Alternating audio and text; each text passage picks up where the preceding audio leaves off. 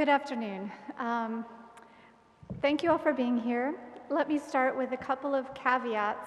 First of all, as our moderator pointed out, I'm not the expected speaker. And that comes with hopefully some benefits and some drawbacks. I admit overtly that I have not dedicated my professional career to studying sexual violence. But I hope that I can raise some provocative conversations with an approach that comes from a different discipline, looking at how we might apply that in order to really help move the needle and end sexual violence against women. All right. So I like to start all my presentations with, why do we care? Why is it important to look at eliminating sexual violence? I want to focus a little bit on what's been done, thanks in part to many of the people in this room.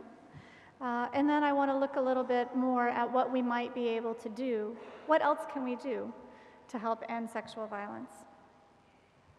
So why do we care about sexual violence against women? As a woman, I hope part of the reason that we care is obvious to everyone.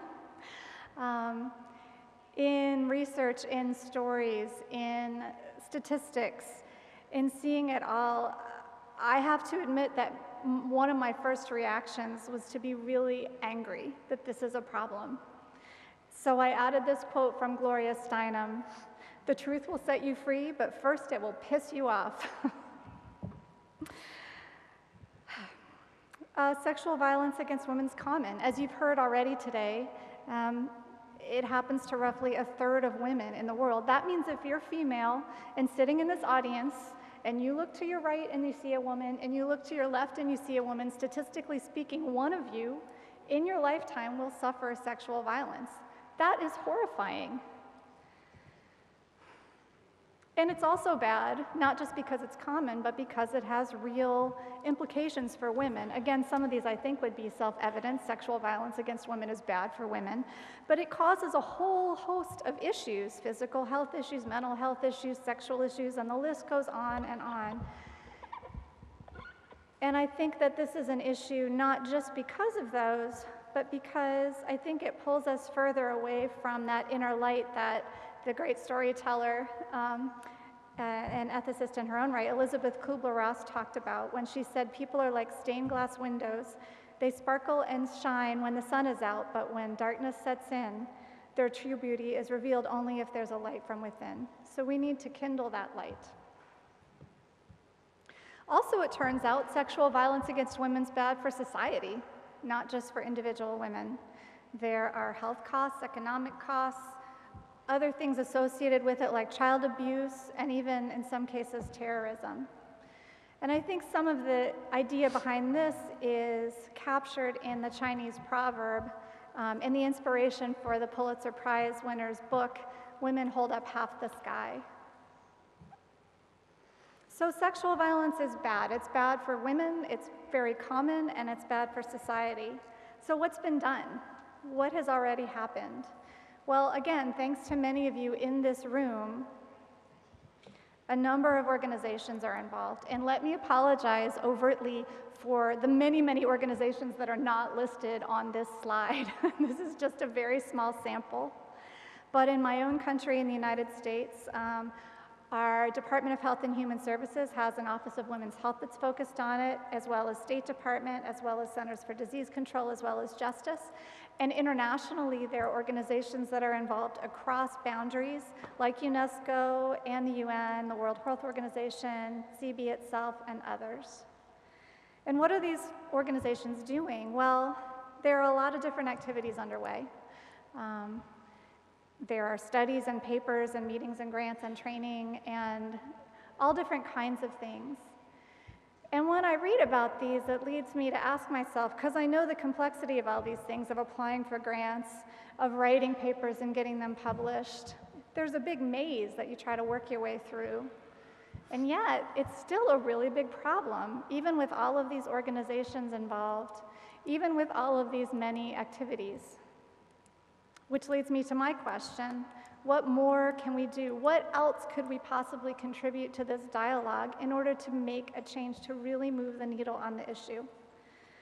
And here I want to pause with a quote from Indira Gandhi, because I started angry, and she points out that you cannot shake hands with a clenched fist. So I take a breath, I open my hands, I look to connect with you and see what we collectively can do. There's a professor, a friend of mine, in courses that we used to teach on ethics and professionalism to scientists, and he always used to say, there's more collective knowledge in any room than there is in any one head. That's particularly true of my head in this room, so I look forward to talking with you together about what we can do. So to understand what I think, what I can contribute, that I think what we could do together, it helps to learn a little bit about the organization that I work with right now. I work with a company called MITRE. It's a nonprofit. It's about 50 years old, and it does a really specific thing. It manages federally funded research and development centers. These are special things within the United States government, carved out by law, that are only created by the government. So the government creates them when there's a need to look at an issue of considerable complexity, like, say, sexual violence against women, with a high degree of objectivity to offer cost-effective solutions. There are certain things we don't do at MITRE. We don't compete for resources. We don't sell technology, although we do make it and give it away. And you might not have heard of FFRDCs, but you've probably heard of things that FFRDCs have done, like enable the Mars rover mission, or create global positioning systems, GPS that you probably all have on your phones in your pocket, or create a global 10-print system for showing that you can take a lot of fingerprints with a small amount of, for a small amount of money. So all I want to say really else about FFRDCs is that they play a special role in that they're not government, but they're not industry, and they often play the role of trusted third parties in public-private partnerships in order to help advance toward government ends. So this is where the aviation safety issue comes in. This will make sense soon, I promise. So in aviation, and many of us took airplanes to get here today, most of us have some familiarity, right, with aviation and the need for safety. There's a collaborative industry-government initiative on sharing data focused on safety. So you have people who would otherwise compete, maybe for clients, maybe who would compete pilots versus airlines in labor negotiations. Various airlines who would compete with each other. You have the regulator, you have the government, you have people who do maintenance. You have them all come together around this one issue because there's a common theme of safety. And what do? We look at data.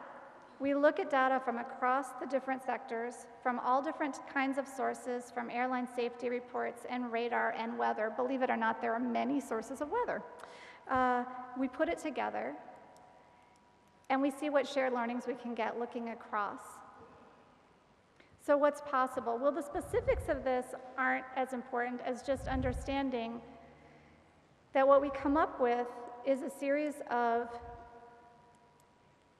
learnings in different areas that are guided by the people who are the stakeholders, right? So everyone who gives their data gets to participate in the governance, and they decide what's important, what are the most important factors. And in that way, we've been able to move the industry from a crash autopsy model to a predict and prevent model, because everyone loses when there's a crash. And everyone is in favor of preventing the crash to begin with, right? So we get together, and the different people who participate are able to enhance safety, and they are able to get benchmarked studies back. So, for example, United Airlines would have known by itself how well it was doing on its own metrics. What it doesn't know is how well it's doing with respect to the industry. And what you can't see when you're in individual airlines is how what you're doing looks in the context generally. There are learnings that come to light when you're able to build trust and to share information across the different organizations that are involved. And this is one example, a recent safety alert. The information that's produced then is very granular. It's very actionable. So in this case, by looking across the different airlines and across the different kinds of safety reports, we were able to help identify that there was a misconfiguration with flap position on the wings, and they were able to take action to prevent a crash from ever occurring. So I know it's a very different example than sexual violence against women, but there are some lessons learned here that I think are entirely applicable. One is that collaboration, in this case with industry, but also across NGOs and with governments and with localities, is very important and powerful. Also, when you have that collaboration, give and take is important. And by that I mean, people will come together initially for the mission. Everyone agrees that ending violence against women and sexual violence against women is important. But what's going to keep people involved is that they get something back that is valuable to them. Maybe you can track your progress of how you're doing with ending sexual violence compared globally to other places.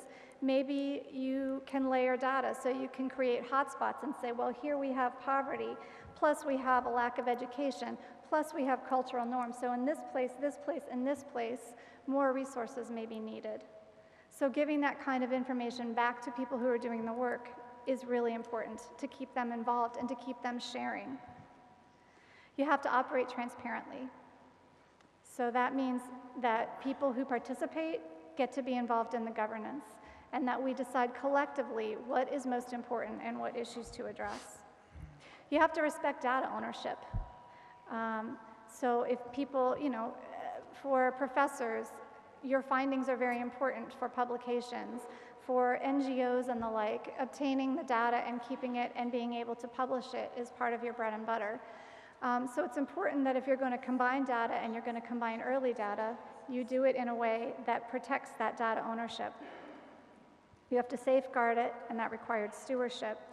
And then what you get at the end of it all are more serious insights. You can see things that you couldn't see before because you're looking across instead of within each organization or locality.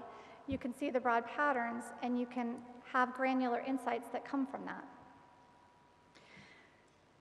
I'll say that this model has been applied in a number of different ways already to patient safety, where we were able to do things to help prevent medical errors, and health fraud and prevention, and most recently, I think most analogously, for eliminating fatalities from child abuse and neglect. Because localities were really interested in how they could predict where child abuse and neglect might lead to a fatality, and be able to use their scarce resources in order to make a change early. So that's a way that we're involved. So what are the lessons then from aviation safety that can be applied to sexual violence against women? Well, first of all, in building any kind of public-private or public-public partnership where you're going to share data, you need trust among the parties. And that doesn't happen just because you declare everyone will trust each other. That happens because people come together. They start to see that they get value from it. They start to see that they have a seat at the table. They start to see that there are real results that can happen. You need that value, as I mentioned, not just the mission, which is really important to get people there, but also that people get back something of value to them to help them with their own work. And it really helps to have good analytics. It helps to have a way to look across and utilize data from a number of different sources to take, instead of apples to apples, to take apples and oranges and bananas, understand what the data is, and put it together in a meaningful way to reveal new insights. So I offer to you, for your consideration and improvement, potentially an international public-private partnership, leveraging all of the brain power here, all the work that's been done in order to eliminate sexual violence against women. If we can create a secure place, a trusted analytic environment to compare data to find new insights, to rapidly test methods of preventing violence and seeing what works where, and in that way help to move the needle on eliminating sexual violence against women. All right, so possible benefits of this kind of approach. I've mentioned some of them throughout. You can target scarce resources, right? I mean, all of the organizations many of the organizations focused on this, you have a budget, you have to figure out how best to use your resources in order to have the biggest impact on the problem. And if you have a large coalition, a group, then collectively you can figure out how to use all of those resources at the international, the national, the state, and local level. You can identify synergies and leverage them, and where there are overlaps, you can identify those and figure out how to have better effect. You can layer and share learnings and align activities. You can also very rapidly test you can rapidly test prevention strategies across the different environments. And in this way, most importantly, you can empower women, you can improve women's lives, and you can improve society. So I need to thank a few of the colleagues whose work I presented. I'm a lawyer and bioethicist, not one of the excellent engineers that works at MITRE. We have almost 8,000 experts in different disciplines, and many of them came together to actually create the models and understand how to analyze the data to lead to wisdom and knowledge. So I need to thank Ed Walsh and Mark Thomas. And with that, I turn it over to you for some collaborative discussion and questions and answers. Thank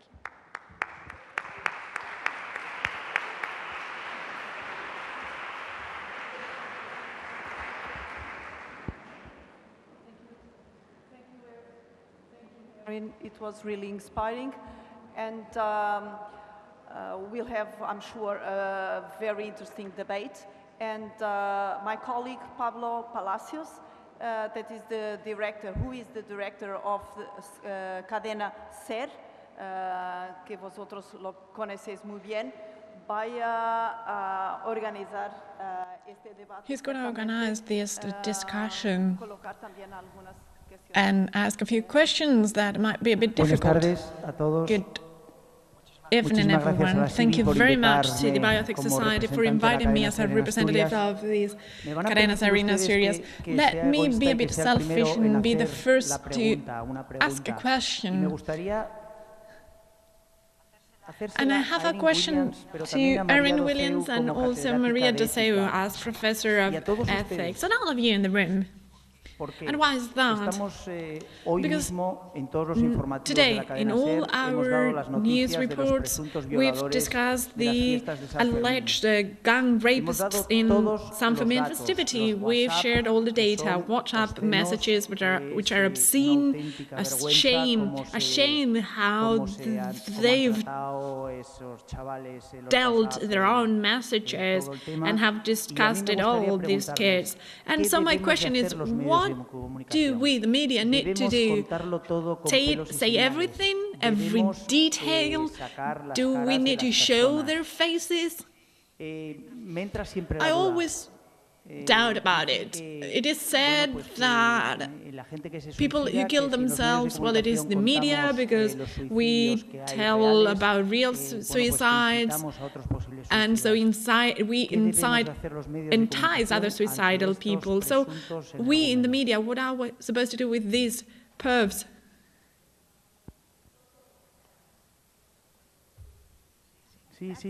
Yes, I would like to know. Then you will have the floor later on. But I want to hear you. But now we give the floor to you, Erin. Well, that is an excellent question. And I think, am I close? Oh, that is an excellent question. And the role of the media and what you should present, you may actually be better qualified to answer than I in this case. I will say that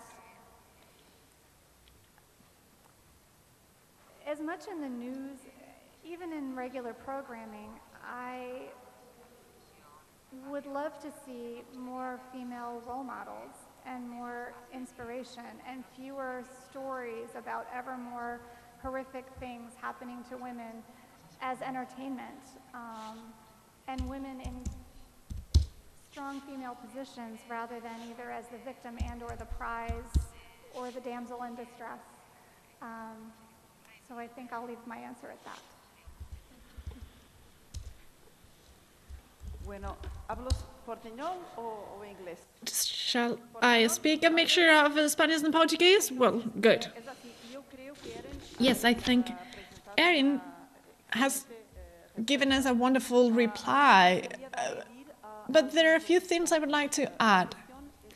This question is about freedom of speech versus social accountability. This is the framework for the media. They need to understand what to do. If, as you said, they are alleged rapists and they've not been sentenced yet, so they've not been convicted so far, we need to be careful and not show their faces or shapes or names. We need to think they might have kids who would be damaged and harmed in some way by this. So giving information, yes, is good, without going into the emotions, the feelings of news, the piece of news, but it's necessary to see that the media have a great power on society. So there is an opportunity there to change society, which is not changed just by saying this has happened, but we need to look also what's emotional, what's worse. Yes, but we need to use the opportunity to teach others, for which we cannot focus on what people have done, but the situation, what's happening amongst us. We open the floor for questions from the audience. Your name is Begoña, right? Begoña Piñeiro, from Les Comadres, women's rights organization, and a good friend of our company. I myself, I would like to see that what's on the media. Well, this news where we have scientific researchers, female researchers, female working in the arts, in court, in sports, and in every single field of society. There were, there are, and there will always be there. And I would like them to be on paper, in media, print media or radio, using as much time of or paper as what's mail. So that's first. That would be quite a significant step to achieve equality, that all the speakers are referring to and highlighting, because there's a deficit. Yes, the case at hand, the case that Pablo mentions, and that is rapists during San Fermin's festivity. And I am a clear advocate of civil rights, of fair trials, and everything that comes with our guarantee-given law, and I'm proud of it, that we have it in Spain. This is protective law that we have, and I'm proud of it. And I have no doubt, because it's them, 5 of them, who show off what they've done and how they've done it and who they've done it to. Same way that same 2 football players showed it off on the social media of what they did, how they did it, and who they did it to. So I want no impunity for them. I want to know their faces. I want to know their names. I want to know that they are young, and then the next day at a different party, if the justice doesn't remedy it, they will be there and they could just do the same, as it seems was the case. So I want to know them. I don't know why I need to be cautious with rapists or abusers, sexist abusers, and yet we do not take such care with other kinds of terrorism. When a jihadist is arrested, it was a couple of days ago, here in Wuhan, this is publicized in the US. If you were arrested to be taken to Guantanamo, again, highly publicized in their country, home countries, and all over the world. If a Spanish terrorist was arrested, alleged was not a word that should be used, contrary to what I wanted. So these 5 guys and 2 football players, because they also need to be added to the table, they showed it off. They were boasting about what they did. So why wouldn't I want them, to see their faces or names?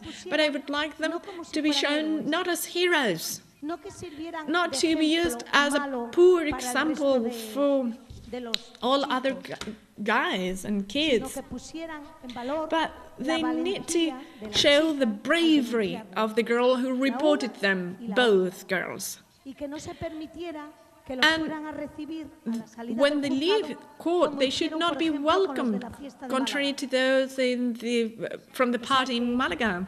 This should not be allowed.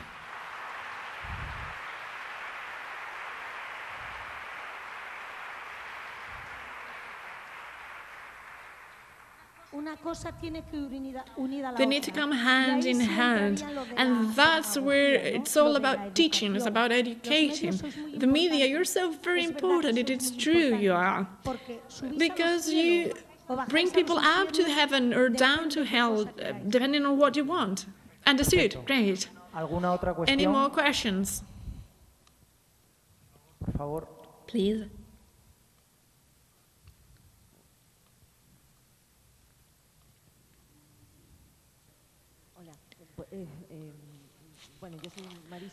My name is Marisa. I took the floor earlier today. Begoña really replied to your question so good, but let me qualify it. The media reporting on the defense strategy of the alleged rapists need to be as respectful about their presumed innocence as the victims' rights. Actually, the guests in this room that come from abroad, you might not be aware of this case, but right now, in the case of the gang rape in San Fermin festivity, I guess the only defense strategy that these people have is discrediting the victim's testimony. So what we are seeing that the media is showing what the defense strategies are, and we see that in the end this will be a parallel trial of the victim, whether the victim says yes, no, to what extent she said no. And earlier today we said that a great deal, and it's been said by Miguel Lorente as well in his presentation, it is up to questioning the victim's opinion and words, really. And I guess we need to consider this presumed innocence equally as victim's dignity. And we are unfortunately too used to, in this case and other cases relating to GBV, having versions of coming from neighbors, relatives, of abusers, I mean, and it all leads to questioning victims' testimonies and reports and claims. And this is something that those organizations that try to encourage reports from victims, we are worried because this is a secondary or even tertiary victimization. So victims once again need to go 2 or 3 times through a rough time and undergo a trial they should not be subject to. So professional deontology, well, tomorrow we'll have other people who are better experts than myself on media, and probably we need to have this professional deontology methodology approach here. And I would like to use this because, Erin, I don't know if you heard it, but we are really worried about elections in the US. We are about to ask to be given the right to vote. The rest of the world wants to vote. We are just about to ask for that right to vote in the US. And earlier today, you referred, there was a reference rather to some sexist comments in the US campaign and whether that could have some consequences on the way women are seen or their claims in the US. So can you give us a first-hand assessment? And then let me tell you that your intervention, your presentation has been so very suggestive. Your methodology where you can have task forces or working groups where everyone is at a win and we all contribute value. I find it very interesting. But don't you think that maybe international conventions or international standards, so to say, could be a good starting point? And how do you understand the fact that the US has taken so long to approve some international conventions that they've signed, such as CEDAW, but it's not been ratified and it's not been enforced with such a commitment as it could be so interesting? And maybe that environment of international standards, should it not be the first table to bring together all stakeholders discussing GBV and women's rights? Thank you.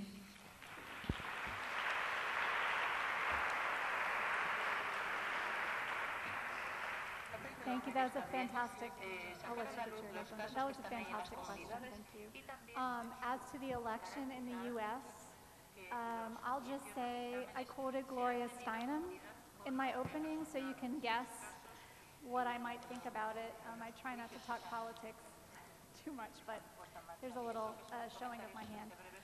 For the legislation, I agree, and actually it turns out that a number of the different types of activities that I was talking about where these public-private or public-public collaborations happen were sparked by legislation or by some national or international initiative. And that was the case actually for most of them. So I agree that that would be a fantastic impetus and place to start.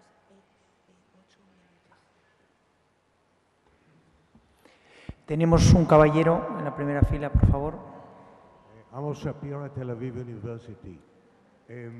One question that arises regarding the way, the style, the tenacity, sometimes the aggressiveness of the media coverage of suspected rapists and the like, one of the questions that arises is the identity of the suspect. And here the question, or one of the questions that arises is whether we, the media, should distinguish between public figures involved in this accusation, in this suspicion, and ordinary people, the grocery owner from around the corner in the inner city. The arguments cut both ways. On the one hand, public figures stand to lose, maybe a lot, by too early and too aggressive coverage of their suspected deeds. On the other hand, public figures owe a special responsibility to the public, and therefore perhaps should be prepared sometimes to pay the price, even if the price ultimately turns out to be too heavy a price, and sometimes a cruel price.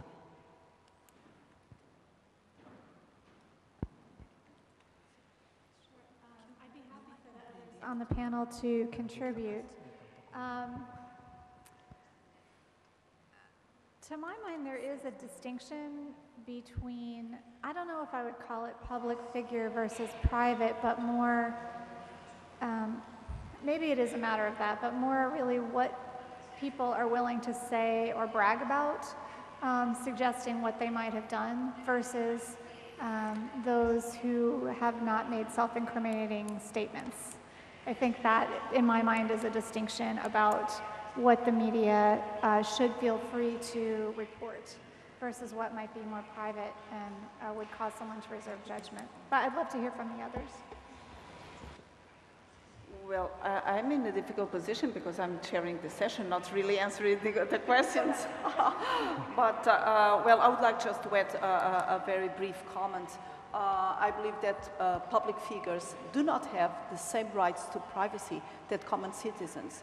When they become private figures, for example, politicians, when they accept to perform a political task, a political function, they should know since the very beginning that their private life is part of it, is not private anymore, because citizens do have the right to know about the character in general of who is representing them. So following the philosopher Hans Jonas, he says in a very clear way, those who have more power have less rights, and those that are more vulnerable, they have more rights and less duties. So in what concerns politicians, they have more power, they are less vulnerable, they have more duties, they have less rights. And that concerns also their private life.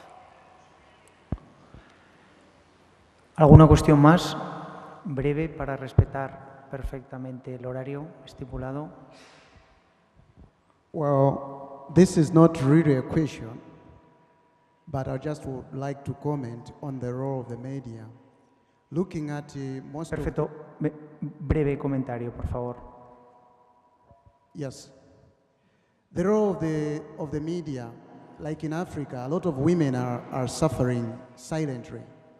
It is the role of the media to bring up, it's like more like doing an investigative journalism.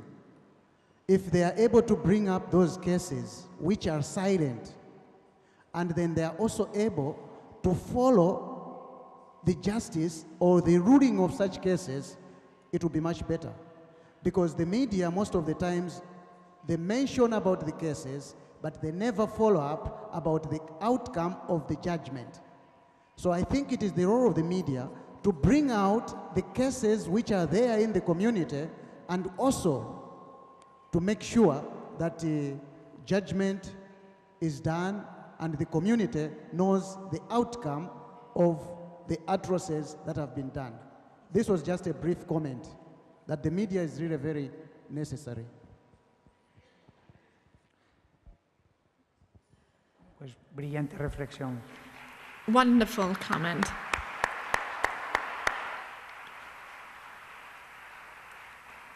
Pues nada más. Dar las gracias So a that's Erin been all. Williams, I dar would las like gracias to a María thank Doceu Erin Patrao, Williams y dar las and gracias a ustedes, Maria que también Doceu tuvieron mucha Patrao and all of participación. you for your Gracias participation. y hasta siempre. Thank you.